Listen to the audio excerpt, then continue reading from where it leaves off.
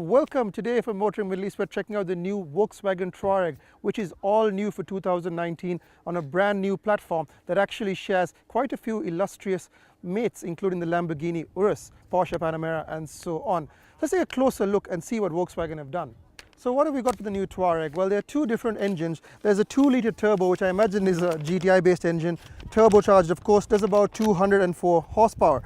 And there is the 3-litre turbocharged V6, which is similar to the one in the Audi Q7. That makes a fairly meaty 340 horsepower. Now let's be honest, nobody's going to buy the 2-litre turbo, but it is kind of a starter to get people in the brand and pinch you from something like, say, a Land Cruiser. Prices for that start at 192,000. The trend line 3-litre starts at 204, goes up to the comfort line at 218, and 240 for the high lines, which we've got here. Suspension choices range from 17-inch wheels to 21-inch wheels, steel suspension, which we've got on these cars, or air suspension on the top 21. In terms of transmission, you've got the 8-speed auto from ZF as usual, so nothing surprising there. As for how it drives, well, I'll tell you about that in a minute, but let's take a closer look at the design. So in terms of design, it's a little bit confusing because this car is more expensive than the Terramont, yet it's physically smaller. But that's because this is a more luxurious car. In effect, this is the pinnacle of the Volkswagen SUV range. So Terramont is kind of for the average person, and the Touareg is for the slightly more upmarket person. But it's got the same similar design, because this very strong shouldered stance and lots of chrome. That's because this car is really intended for China. That's the market who buys it. But if we buy it, that'll be a nice little bonus. So if you just walk with me on the side, we'll see what we're looking at. It's very new Tiguan, very new Terramont. You got the big wheels out here, which have a surprisingly decent ride. Although I would always say go as small as you can, looks aside. It's pretty compact, it's easy to fit, it's really easy to sense the corners. That's one of the things I like about it, is that it's so easy to live with. It's not a particularly big SUV in that very European German style. So at the back again, pretty much standard VW, quite a handsome design, don't get me wrong. Most people are quite happy. If you're looking at a Cayenne, very similar. One of the things that drives me a little crazy is the way the lettering is done in the back with this big wide Touareg thing. I don't know why the font is so wide, but that's why everybody's doing it now. It's because the Chinese market likes it. Now if you look at the boot, it's full of crap, but that's because this is all of our stuff from today. But it's quite a well-spaced boot. It's not a 7-seater, but you can roll the seats down in the middle. And of course, there is a full-size spare. So it is pretty practical, but unlike the Terramont, this is not meant to be a load lugger. So let's see what it's like inside.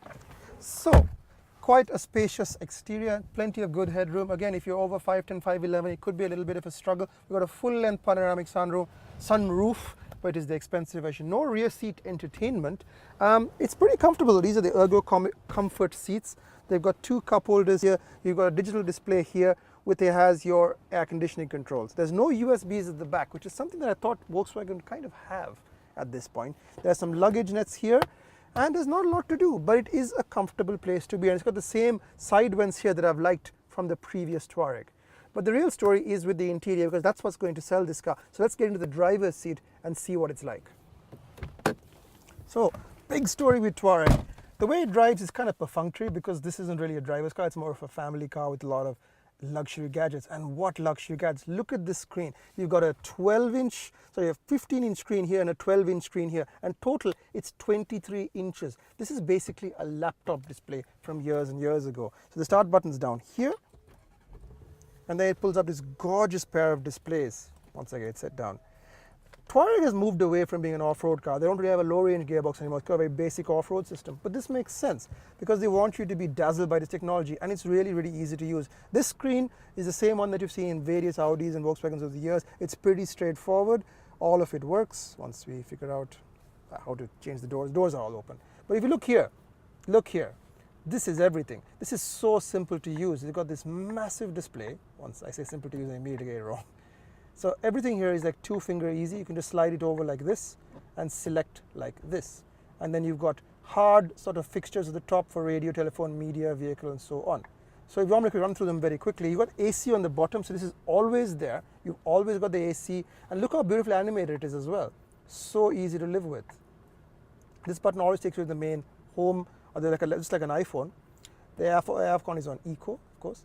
Now, look at this, how smoothly it's animated. That's what I like about it. It's so simple, it's so quick, and it does not slow down.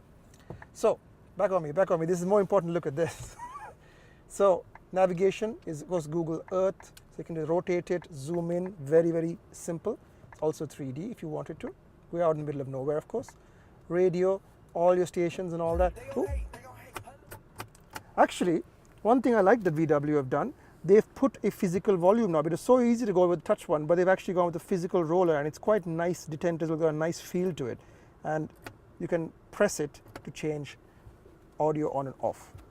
So yeah, this is what's going to sell the car, because this is really easy to live with. And what I like about it is that VW have made big icons. This is actually really simple to see, because one of the problems with a lot of these digital displays is that they're really tiny. Like JLR has this problem with their Range Rovers.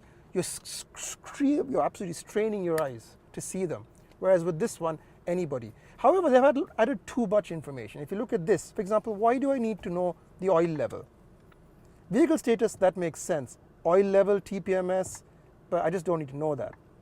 And some of the most basic stuff that I want to do is a little hidden. Like I want to turn the start-stop system off, but I don't know how to do that. But having said that, it's a really good system. Maybe too much is being asked of it, but this is what will sell cars. This is what you don't get in a Terramont, is this screen. And I think for most people, it feels very fresh, very up to date. As for the driving experience, well, let's get on the road and find out. So I say I get on the road, but actually we're in the middle of a wadi, so there's only so much I can do. Now, my Touareg and me have a little bit of a history, because one of my best friends bought a Touareg about 10 years ago, and at the time I thought, wow, you're crazy, you're buying a German car, don't you know how expensive they are to run? But actually, he's kept the car since then, and he hasn't had too many problems, and it's still well put together. And I was kind of jealous, because it was such a nice car compared to the Japanese competition. So nice in terms of interior fit and finish. It just felt like a much better car. So the new Touareg is a lot to live up to. This is 340 horsepower, 8-speed auto ZF. It's pretty quick actually. It gets up to 100 really well. And we're off-road. These are all steel spring cars, not air suspension, so they're going to be a little stiffer. But the air cars will be on the 21. It is an option. It's about $2,500 option. There are a lot of options on it. There are a lot of really nice safety features. Like it has this front cross traffic alert. What that means is basically, when you're going into a junction and if a car enters, it actually brakes the car. Very cool. Sitting position is pretty good. It's got ergo comfort seats. So the only thing is the dashboard's quite high. So I have to lift my seat quite a bit to get to a comfortable driving position. Otherwise, okay. Steering very light. One of the things about VWs is that basically they're designed to be the same no matter what you get into, whether it's a Tiguan, a Touareg, Up, a Golf, they all feel the same. So all the controls are really beautifully damped and oily. It's a very instinctive car. If you've gotten into any VW in the past, you'll know what to expect from this car. And on the road, it's just a peach to drive. It's very easy, very non-demanding. If you're used to Japanese cars being slightly heavy and SUV-like, well, this isn't. This is just really easy to live with. And actually, you can do sort of off-road stuff, your beach and so on, and you'll do all of that. The ZF 8-speed, good as always. Is it an off-road car? Well, no, because they're taking the low-range gearbox out. They don't really want you to go off-road in the Touareg anymore. And nobody was. I drove an off-road one years ago. Nobody bought it.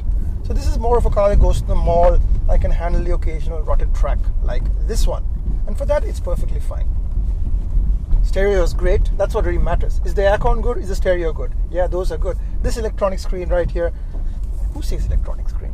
This screen is so easy to live with. I think it'll sell the car. I said it before and I'll say it again. I think it sells the car.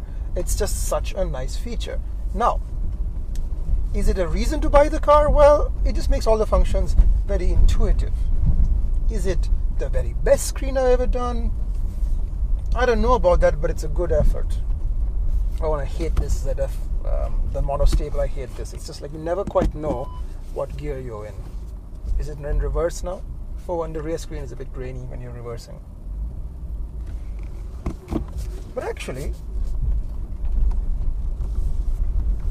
let's get back on there. It's fine. The screen is not even that distracting. Okay, maybe it might be one of the best screens I've driven, because this one is not distracting. The Jaguar Land Rover screen that I drove in the Discovery, a little bit distracting. It's quite small text. This is big text, so I can just look like that and I've got the gist of it. It's got a heads-up display and it's got the good graphics in front of me. And the only thing is, if I can call it a criticism as I end this is a little busy. And it's not always obvious which way I should go. You can go up, down, left, right, and in and out through the pages. It's a little bit complicated. This is designed by a genius because it's pretty straightforward. And there are hard buttons everywhere.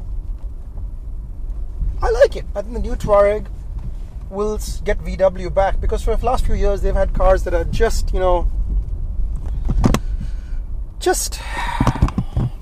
they've just been a bit average. The new Tiguan, I wasn't blown away with it. But the new Terramont, I hear good things. And this Touareg as well feels like a luxury vehicle. Is it a competitor to a Lexus RX 350? That's what they're pitching it against. I think the RX 350 has the edge on handling. It has the edge on performance, even with its 340 horsepower engine. But it's quite a heavy car. But it feels a much more up-to-date car. And that's what matters. So that's it from me till we get it for a full review, which should be very soon actually. Thanks for watching. This is Imthishan. Don't forget to like, comment, share, subscribe, and all the rest. This is the new Touareg. This is Imthishan signing off. See you next time.